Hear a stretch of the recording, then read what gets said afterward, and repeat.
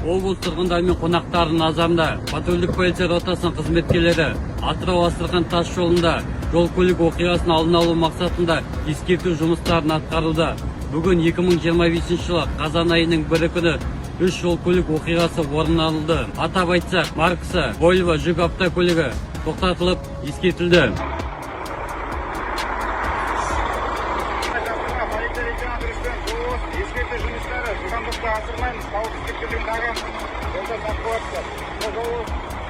Оған қарамастан бір бағытта келе жатырған мотокөлікті тіркемесімен іліп кетіп, салдарынан мотокөлік жүргізушісі қаза тапты.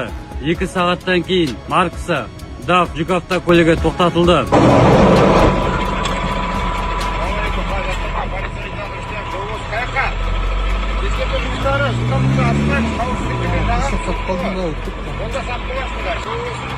Ол да ескертуге қарамастан басқару жүйесі игере алмай, алдында келе жатырған жүк автокөлігіне соқтығыс жасады. Сағат 18:30 шамасында маркасы Chevrolet Cobalt автокөлігі тоқтатылды.